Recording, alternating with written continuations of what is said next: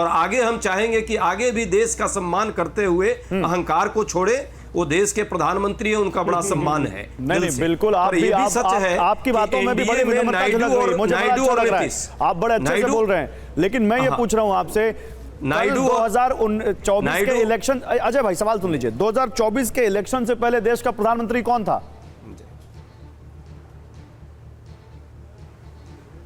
एकदम मोदी जी थे। और सरकार रहेगा सर, ये भी पूछिए जरा आप। अब कौन रहेगा? लोग आए दिन किसकी सरकार का आपकी, अब मोदी जी जरूर प्रधानमंत्री हैं, लेकिन ये सरकार एनडीए की जन आकांक्षा के अनुरूप है। इससे पहले वो मोदी जी की सरकार थी, भाजपा भी नहीं कह पाती थी भाजपा की सरकार है। अच्छा। ये तो के शर्मा जी अच्छे से जानते हैं, छोड़िए आज भी मोदी जी की बात, सरकार मुद्दा पर है, मुद्दों पर है। आज भी मोदी जी की सरकार है जनाब, आज भी मोदी जी की सरकार है।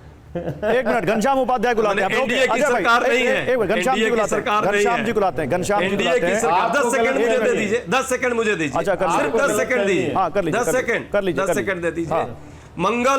मंगलसूत्र मुजरा और मटन मछली से अब आपको भटकाने का जो प्रयास देश की जनता को आपने किया, वो अब जनता नहीं बर्दाश्त करने वाली। ये जनादेश है, जनादेश है कि मूल मुद्दों पर आइए और मूल मुद्दों पर बात कीजिए जो जनता के मुद्दे हैं। अन्यथा ये जो अहंकार है यदि बना रहा तो नायडू और नीतीश के सहारे कब तक चलेंगे, आपके लिए भी कहना मुश्किल है, क्योंकि वो स्वयं नहीं जानते कि वो कितने दिन आपके साथ। ठीक है, घनश्याम तिवारी, हम घनश्याम तिवारी जी के पास हैं। ओके सर, सर ठीक है, आपके एलाइज हैं, बहुत अच्छी चीज हासिल करके आए, उनको भी बोलने दीजिए। मैं आ रहा हूं अजय भाई। घनश्याम तिवारी, लेकिन बीजेपी क्या कह रही है? बीजेपी कह रही है सरकार तो हमने ही बनाई, नेहरू का रिकॉर्ड तो हम ही तोड़ रहे हैं, हम ही हैं जो यहां पर प्रधानमंत्री का पद बीजेपी के पास ही रहेगा। और अभी सामने के शर्मा कह रहे हैं कि सारे इंडिया के दलों को मिला लीजिए फिर भी बीजेपी से कम ही है सीटें। फिर कहां से नैतिक हार हो गई? नमस्कार आपको, दर्शकों को और को पैनलिस्ट को। 3 महत्वपूर्ण बातें हैं। पहली बात कि ये जनता बनाम तानाशाही का एक खूंखार सपना जो मोदी जी और अमित शाह जी देख रहे थे, उसका चुनाव था, जहां पर इस खूंखार सपने से संविधान की धज्जियां उड़ाना चाहती थी भारतीय जनता पार्टी। आज मोदी जी ने संविधान के सामने माथा पटका। उसके ऊपर दुष्यंत कुमार की ये कविता है कि वो आदमी नहीं है, मुकम्मल बयान है, माथे पे उसके चोट का गहरा निशान है, उस सिर फिरे को यूं नहीं बहला सकेंगे आप, वो आदमी नया है, अब संविधान है। तो संविधान की धज्जियां उड़ाने वाले लोग आज संविधान के सामने माथा पटक रहे हैं। ये जनता की ताकत है, भगवान राम की ताकत है। भगवान राम ने इनको अयोध्या से खदेड़ा, उसके 50 कोस से खदेड़ा, जो इसमें इतना अहंकार था कि ये नहीं कहते थे कि हम भगवान हो गए हैं, ये कहते थे हम भगवान को लाए हैं, हम राम को लाए हैं। तो भगवान राम ने इनको बता दिया कि जिस तरीके से सोने की लंका बनाने वाले रावण को बताया था, उसी तरीके से 13,000 करोड़ का चंदा जमा करके स्वयं को सोने की लंका जैसा अहंकार। लेकिन घनश्याम भाई, अगर भगवान ने इनको अयोध्या से खदेड़ दिया भगवान राम ने, तो उन्हीं भगवान की कृपा से सत्ता तो इन्हीं के पास जा रही है।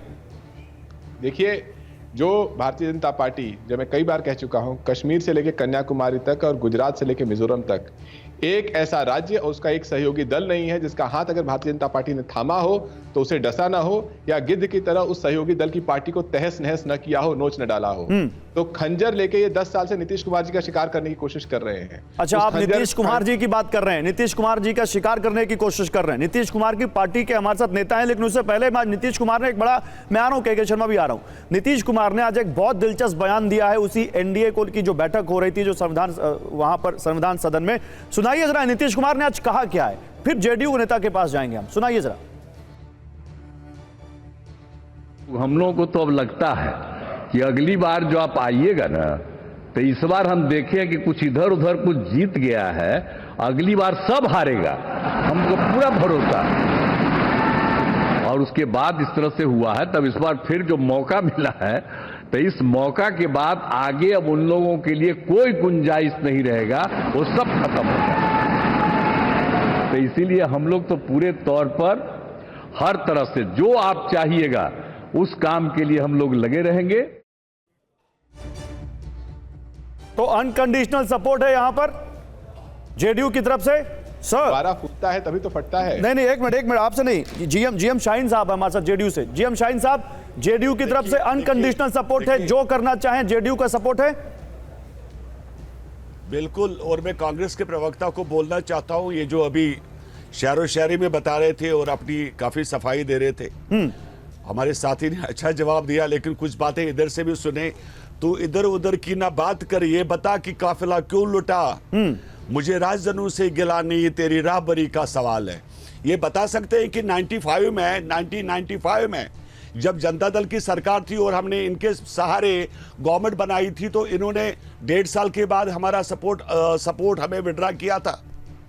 ये लोग क्या उम्मीद लगा रहे हैं जनता दल के साथ, जनता दल से? देखिए, हम लोग इंडिया गठबंधन के साथी बहुत पहले से थे, आज से नहीं है। वाजपेयी जी की सरकार जब थी तब से हम लोग चलते आ रहे।